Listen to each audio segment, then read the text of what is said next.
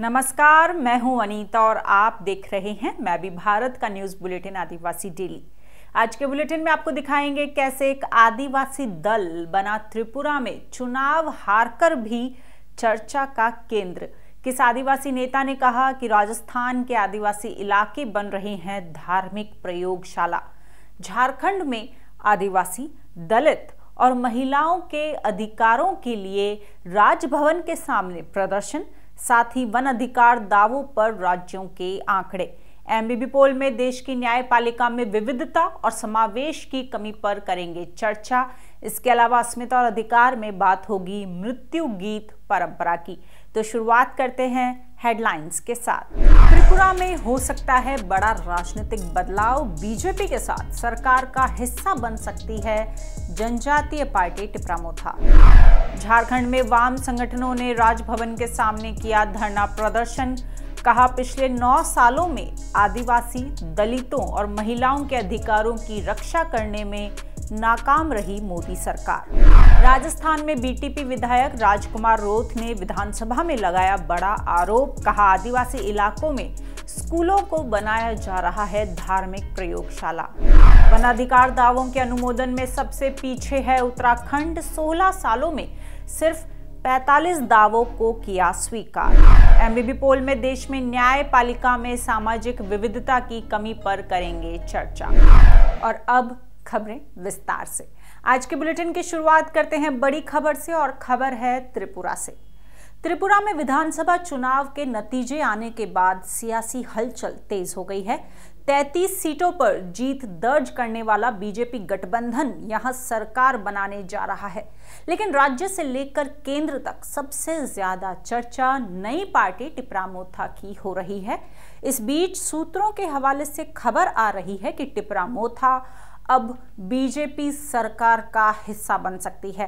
टिपरामोथा के एक वरिष्ठ नेता ने एमबीबी को ये जानकारी दी है।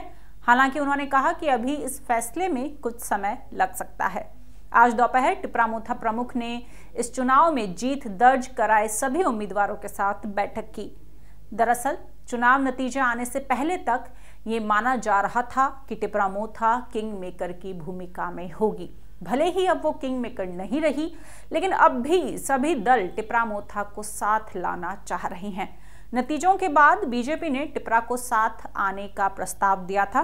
बीजेपी ने साफ कहा था कि अगर प्रद्योत देव वर्मा के नेतृत्व वाली नई पार्टी अपना समर्थन देती है तो वो ग्रेटर टिपरालैंड को छोड़कर टिपरामोथा की सभी मांगों को स्वीकार करने के लिए तैयार हैं। राज्य बीजेपी प्रमुख प्रवक्ता सुब्रत चक्रवर्ती ने ये जानकारी दी थी। आपको बता दें, इस चुनाव में प्रद्योत किशोर माणिक्य देव वर्मा की नवगठित पार्टी ने अपने प्रदर्शन से सबको चौंका दिया है। टिपरा ने indigenous peoples front of Tripura यानी आईपीएफटी और आदिवासी सीटों पर बीजेपी के प्रभुत्व में भारी सेंध लगाई। पार्टी ने एसटी के लिए आरक्षित 20 सीटों में से 13 सीटों पर जीत हासिल की है। संख्या के हिसाब से देखें तो टिपरामोथा राज्य की दूसरी सबसे बड़ी पार्टी बन गई है। त्रिपुरा की राजनीति में टिपरामोथा की इतनी चर्चा क्यों है और बीजेपी जीत कर भी टिपरामोथा को क्यों साथ आने का न्योता दे रही है, इन सब मसलों पर बातचीत करने के लिए हमारे साथ मौजूद हैं मैं भी भारत की पॉलिटिकल एडिटर चित्रता सान्याल। चित्रता, आज सुबह से ही आप अगरतला में अपने दोस्तों के साथ संपर्क में थी। टिपरामोथा के नेताओं से लगातार आप बातचीत कर रही थी। इस तरह की खबरें वहां से आ रही हैं कि टिपरामोथा जो है वो बीजेपी के साथ सरकार में शामिल हो सकती है। क्या ये खबर सही है? देखिए, बहुत अजीब सी बात है कि कल ही चुनाव के परिणाम आए, रिजल्ट्स निकले और आज सुबह ही बीजेपी से ये बयान आता है कि टिपरामोथा के सारी मांगे वो मान लेंगे, पर सेपरेट टिपरालैंड की मांग को वो नहीं मान रहे। देखिए, राजनीति में हर चीज का एक टाइमिंग्स होता है। किस टाइम पे क्या बयान बाजी हो रही है उसका एक काफी महत्व रहता है। तो मेरे ख्याल से, क्योंकि मैं भी भारत की टीम चुनाव से सारे नेशनल मीडिया से पहले 1 महीने पहले से हम लोगों ने त्रिपुरा का दौरा किया, टिपरामोथा के नेताओं से मिले। प्रद्योत किशोर माणिक्य जी जो टिपरामोथा के चेयरपर्सन हैं, उनसे भी हमारी लंबी बातचीत हुई और सारे जो एडीसी एरियाज हैं जहां जनजाति लोग रहते हैं और जो त्रिपुरा के जो 20 रिजर्व सीट्स में हैं वहां पे हम लोग गए, लोगों से हमारी मुलाकात हुई और हमने ये रिपोर्ट दिखाई भी। ऐसे में बीजेपी का ये जो बयान है, इससे मेरे को एक चीज बहुत स्पष्ट नजर आ रही है कि बीजेपी को इस चुनाव में 32 सीटें मिली जी। एक आईपीटीएफ उनके एलआई पार्टनर है उनको मिली 32 सीट, चलो मान लेते हैं एक और 33 सीट लेके सरकार चलाना काफी मुश्किल का काम हो सकता है, क्योंकि इससे पहले जब बीजेपी ने सरकार बनाई थी काफी ज्यादा सीटें थी, इस बार उनकी सीटें कम हुई हैं। तो एक मैजिक फिगर से सिर्फ एक या दो ज्यादा, ऐसे में काफी कंफर्टेबली बीजेपी सरकार नहीं चला सकती है। एक राज्य में जहां 36% जनजाति लोग रहते हैं जी। वहां पे पूरी तरह से जनजातियों का वोट नहीं पाना या एक टिप्रा मोथा को अलग रख के सरकार बनाना, ये शायद थोड़ा सा मुश्किल का काम।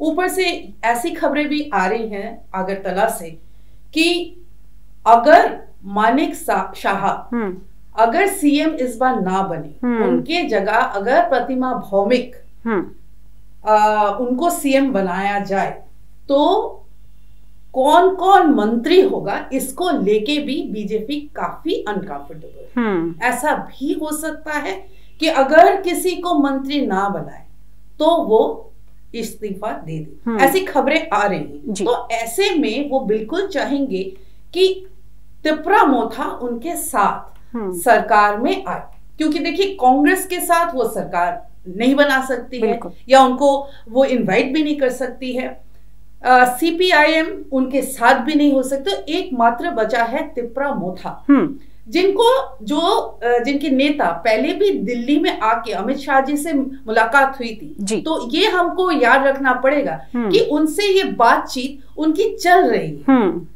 हमारे पास जो सूत्रों से जो खबर आई है कि आज एक मीटिंग हुई है त्रिपुरा मोथा की, और वो प्रद्युत किशोर माणिक्य जो महाराजा कहलाते हैं उनके पैलेस में हुई है।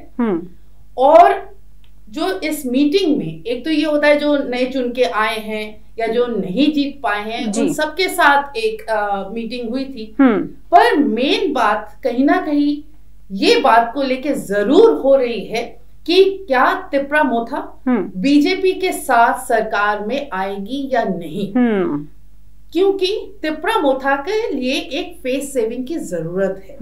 उनको ये बहुत अच्छी तरह से पता है कि अगर सरकार में नहीं वो गए और उनकी जो ग्रेटर त्रिपुरा लैंड की डिमांड कभी पूरी तो हो नहीं सकती जी। दूसरी तरह उनके अपने लोगों को बचाए रखना भी मुश्किल हो सकता है। हमने देखा है पूरे भारत में जब चुनाव होते हैं, चुनाव से पहले, चुनाव के बाद, खास अगर बीजेपी पावर में आए, जो छोटी पार्टियां होती है, जो रीजनल पार्टीज होती है, वो बाद में टूट जाती है। बिल्कुल। तो ये डर बिल्कुल त्रिपुरा मोथा में है।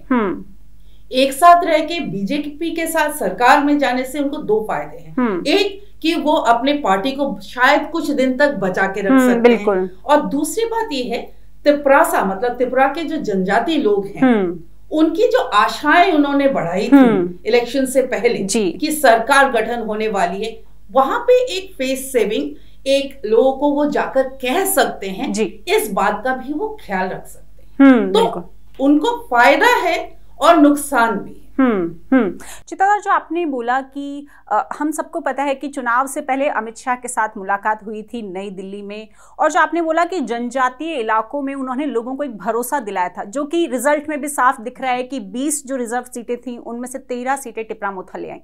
लेकिन चूंकि इस तरह की खबरें आ रही हैं कि त्रिपुरा मोथा बीजेपी के साथ जा सकती है, अगर वो बीजेपी के साथ जाने का मन बनाती है तो क्या रीजन लगते हैं, क्योंकि पहले तो वो अमित शाह की बात को नहीं मानी थी, तो अब क्या रीजन लगता है आपको? देखिए, जो मैं आपको बताने की कोशिश कर रही हूँ, जो छोटे रीजनल पार्टीज हैं उनको ये साफ पता है, उन्होंने देखा है पूरे भारत में छोटी रीजनल पार्टीज ज्यादातर क्षेत्र में जब बीजेपी पावर में आती हैं तो वही बिखर जाती हैं। वो बीजेपी में आके ज्वाइन करते हैं। ये डर तिपरा मोथा को है।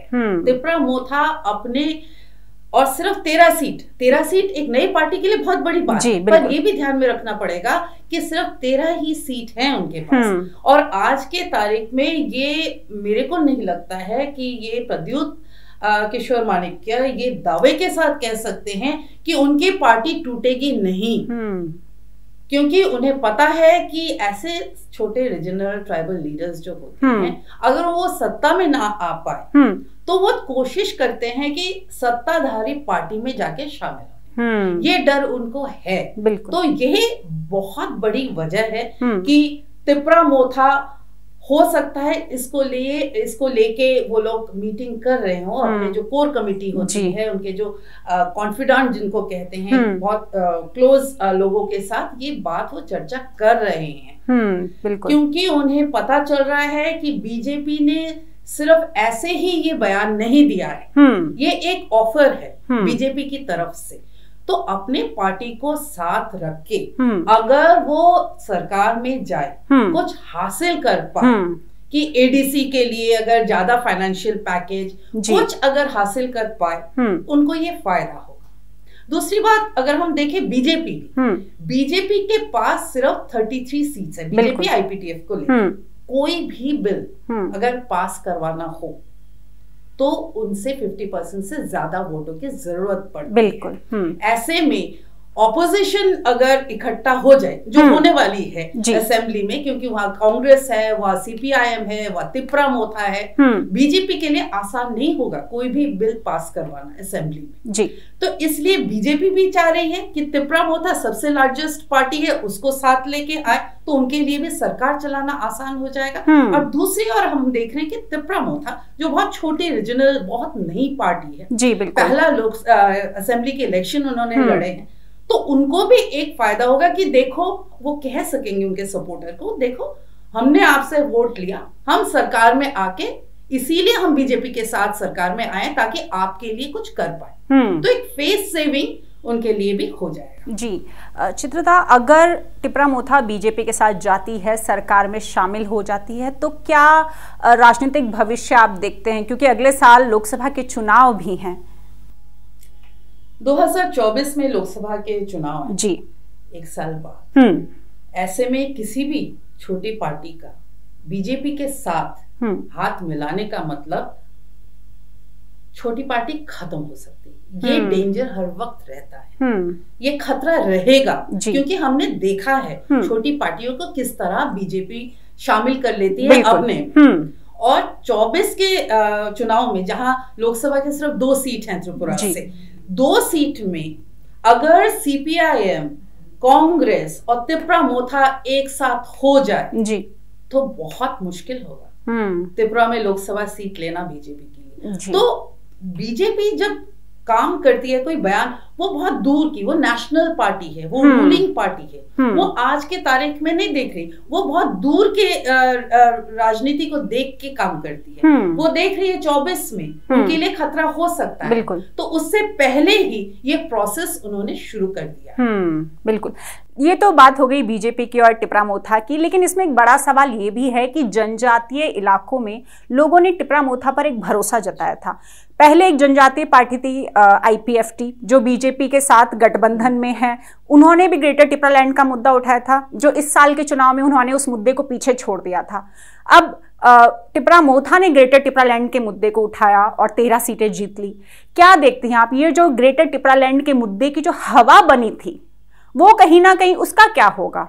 देखिए, ये तो हमने जो अपने रिपोर्ट्स में, अपने डिस्कशन में, मैं भी भारत में कई बार इस पे हमने चर्चा की है, और हर बार हम यही कहते हैं कि ग्रेटर टिपरालैंड होना आसान नहीं है, क्योंकि अगर सरकार में बीजेपी है या कांग्रेस भी होती या सीपीआईएम भी होती, कोई भी पार्टी आज के तारीख में अलग टिपरालैंड के डिमांड को किसी तरह से मान नहीं सकती। आप डिमांड उठा सकते हैं, पहले आपको वो असेंबली में पास करवाना पड़ेगा, फिर वो पार्लियामेंट में जाएगा। ऑब्वियसली पार्लियामेंट में इस पे सपोर्ट नहीं मिल पाएगा, क्योंकि बीजेपी रूलिंग पार्टी जो है सेंटर में, वो इस मांग को मानती नहीं, और उन्होंने आज भी बहुत स्पष्ट कह दिया कि इसके अलावा बाकी डिमांड्स उनके वो माने, पर इस डिमांड को नहीं मान सकते।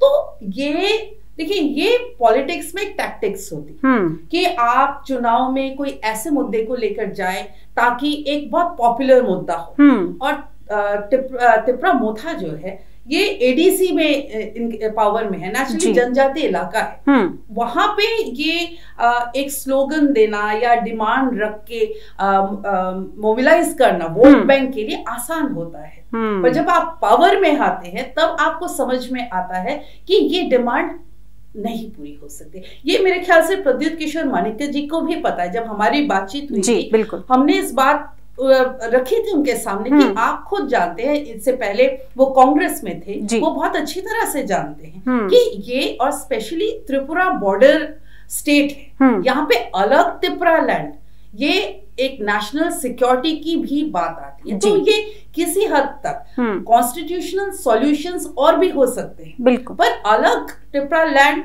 अलग स्टेट, ये मुश्किल है। जी, बहुत बहुत शुक्रिया चित्रता, हमसे बात करने के लिए धन्यवाद। और अब त्रिपुरा से चलते हैं झारखंड। प्रदेश की राजधानी में आयोजित हो रहे केंद्र सरकार के महत्वाकांक्षी आयोजन G20 समिट की चकाचौंध के बीच वामपंथी जन संगठनों ने जनता के मुद्दों को लेकर राजभवन के सामने प्रदर्शन किया। प्रदर्शन में आदिवासी, दलित और रैयतों पर बढ़ते उत्पीड़न और अधिकारों के मुद्दे उठाए गए। मंगलवार यानी 28 फरवरी को आदिवासी अधिकार मंच झारखंड, दलित शोषण मुक्ति मंच, झारखंड राज्य किसान सभा, अखिल भारतीय जनवादी महिला समिति और अखिल भारतीय खेत मजदूर यूनियन के संयुक्त तत्वाधान में राजभवन के सामने एक दिवसीय धरना प्रदर्शन किया गया।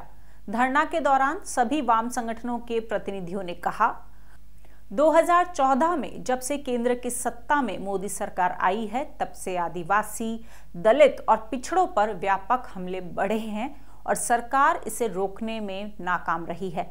दोषियों को सजा नहीं मिलने और उल्टे उन्हें सत्ता संरक्षण मिल रहा है। मोदी सरकार की एक के बाद एक करके थोपी जा रही जन विरोधी नीतियों से समाज के हर स्तर के लोग बुरी तरह से त्रस्त हैं। प्रदर्शन के दौरान ये भी आह्वान किया गया कि गांव-गांव से आदिवासी, दलितों और गरीबों को संगठित कर राजभवन से लेकर सभी स्तरों पर जन कार्यक्रम के माध्यम से ज्ञापन देने का सिलसिला शुरू किया जाए। इसके जरिए आदिवासी दलितों को वन पट्टा दिए जाने, बंदोबस्त भूमि को सही तरीके से ऑनलाइन दर्ज किए जाने, CNT एक्ट का उल्लंघन करने वालों के खिलाफ सख्त कार्रवाई करने, आदिवासियों पर वन विभाग द्वारा किए जा रहे फर्जी मुकदमों को वापस लेने की मांगों को उठाया जाएगा। बता दें, धरना प्रदर्शन के बाद राज्यपाल को एक ज्ञापन भी सौंपा गया। और अब झारखंड से चलते हैं राजस्थान। राजस्थान विधानसभा में आदिवासी इलाकों में धार्मिक प्रचार प्रसार की गूंज सुनाई दी। बुधवार को विधानसभा में भारतीय ट्राइबल पार्टी के विधायक राजकुमार रोथ ने आदिवासी बाहुल्य क्षेत्रों को धार्मिक प्रयोगशाला बनाए जाने का आरोप लगाया। उन्होंने कहा कि आदिवासी बाहुल्य क्षेत्रों में कहीं ईसाई मिशनरियों का प्रचार हो रहा है तो कहीं हिंदुत्व का और कहीं अलग अलग बाबाओं का प्रचार हो रहा है। इन सब से आदिवासी बाहुल्य क्षेत्र एक धार्मिक प्रयोगशाला में तब्दील हो गए हैं। दरअसल बुधवार को राजस्थान विधानसभा में शिक्षा विभाग की अनुदान मांगों पर चर्चा हो रही थी। इस दौरान बीटीपी विधायक राजकुमार रोथ ने कहा कि हम धर्मनिरपेक्ष और पंथ निरपेक्ष की बात करते हैं। ऐसे में विद्यालयों के अंदर जो धार्मिक गतिविधियां चल रही हैं उन्हें बंद कर दिया जाना चाहिए। उन्होंने कहा, मेरा कई विद्यालयों में जाना हुआ, वहां बच्चे ये तो नहीं जानते कि पहली शिक्षिका ज्योतिबा फूले थी या फिर हमारे स्वतंत्रता सेनानी कौन थे, लेकिन उन्हीं बच्चों को काल्पनिक देवी देवताओं के बारे में पूछेंगे तो सारी जानकारी मिल जाती है। उन्होंने कहा कि जिन दिनों में धार्मिक गतिविधियों के लिए व्रत किए जाते हैं उन दिनों में बच्चियां स्कूल नहीं आती। चाहे नवरात्रि हो या दशा माता की पूजा हो, बच्चे 12 से 15 दिन तक स्कूल नहीं आते। चर्चा के दौरान राजकुमार रोत ने बच्चों के ड्रॉप आउट होने पर भी सरकार को सुझाव दिया। उन्होंने कहा कि आदिवासी इलाकों में बच्चों के ड्रॉप आउट होने का सबसे बड़ा कारण ये है कि उन्हें स्थानीय भाषा में नहीं पढ़ाया जाता। ऐसे में 5वीं तक की शिक्षा बच्चों को उनकी स्थानीय भाषा में दी जाए। राजकुमार रोत डूंगरपुर जिले की 84 सीट से बीटीपी यानी भारतीय ट्राइबल पार्टी के विधायक हैं। 2018 के चुनाव में बीटीपी ने विधानसभा में 2 सीटों 84 और सागवाड़ा पर जीत दर्ज की थी। और अब बात करते हैं वनाधिकारों की। वनाधिकार कानून को लागू हुए 16 साल से ज्यादा हो गए हैं, लेकिन देश भर में 50% वन अधिकार दावों का ही निपटारा हुआ है। इसमें भी 64% वन क्षेत्र वाले उत्तराखंड में स्थिति बहुत गंभीर है। यहाँ व्यक्तिगत और सामुदायिक वन अधिकार दावों के निपटाने की प्रगति लगभग शून्य है। खबरों के मुताबिक उत्तराखंड में 2006 में कानून के लागू होने के बाद से महज राजी जनजाति के 45 व्यक्तिगत वन अधिकार और 1 सामुदायिक वन अधिकार के दावे का निपटारा किया गया है। प्रदेश के 200 वन गांवों के करीब 10,000 से ज्यादा व्यक्तिगत और 500 के लगभग सामुदायिक दावे सालों से मान्यता की बाट जो रहे हैं।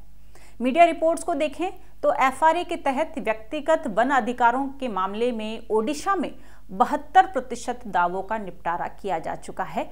वहीं झारखंड में 55.9 और छत्तीसगढ़ में 51.18, गुजरात में 50.14%, महाराष्ट्र में 45.5%, राजस्थान में 46.78% और मध्य प्रदेश में 45.55% दावों का निपटारा किया जा चुका है। दूसरी ओर छत्तीसगढ़ ने एफआरए 2006 के तहत सबसे ज्यादा सामुदायिक वनाधिकार दावों का निपटारा किया है।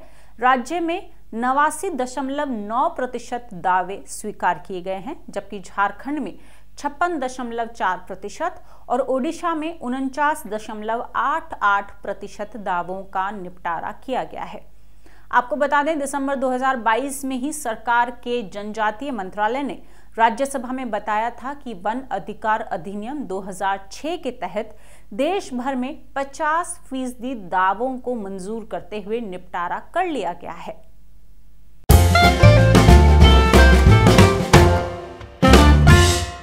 अपने दूसरे सेगमेंट एमबीबी पोल में आज हमने मैं भी भारत के यूट्यूब चैनल पर आपसे एक सवाल किया था।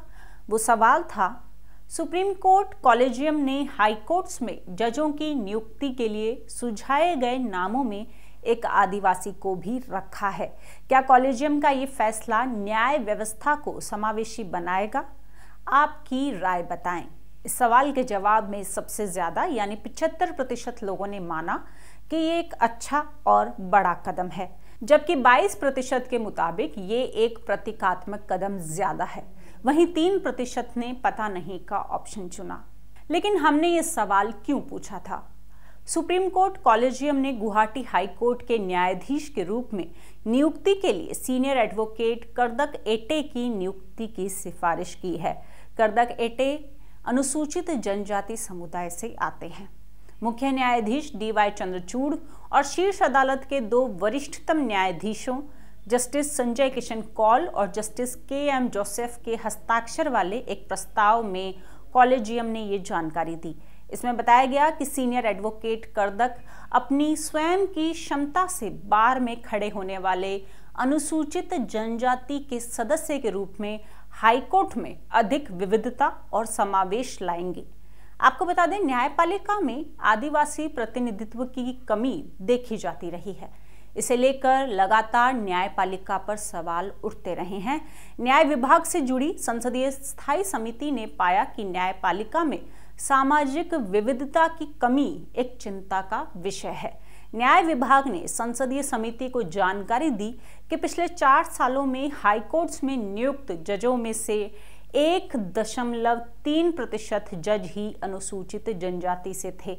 न्याय विभाग ने कहा कि जजों की नियुक्ति में न्यायपालिका की प्रधानता के 3 दशकों के बाद भी ये समावेशी और सामाजिक रूप से विविध नहीं बन पाया है।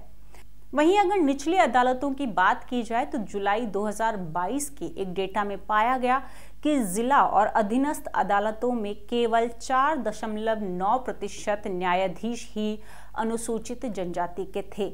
वहीं आदिवासी बहुल राज्यों के हालात तो इससे भी ज्यादा खराब हैं। ओडिशा और पश्चिम बंगाल की बात करें तो राज्य में निचली अदालतों में एक भी एसटी जज नहीं था, जबकि गुजरात में जिला और अधीनस्थ न्यायालयों में केवल 0.4% एसटी न्यायाधीश थे। हालांकि छत्तीसगढ़ में निचली अदालतों में बेहतर प्रतिनिधित्व था। यहां 27.8% जज एसटी समुदाय से आते थे, जबकि मध्य प्रदेश में यह अनुपात 14.8% था। इन आंकड़ों से साफ पता चलता है कि देश की न्यायपालिका अभी भी समावेशी और सामाजिक रूप से विविध नहीं बन पाई है। आपको बता दें, वर्तमान प्रणाली में सरकार केवल उन्हीं व्यक्तियों को सुप्रीम कोर्ट और हाई कोर्ट के जजेस के रूप में नियुक्त कर सकती है जिनकी शीर्ष अदालत के कॉलेजियम द्वारा सिफारिश की जाती है।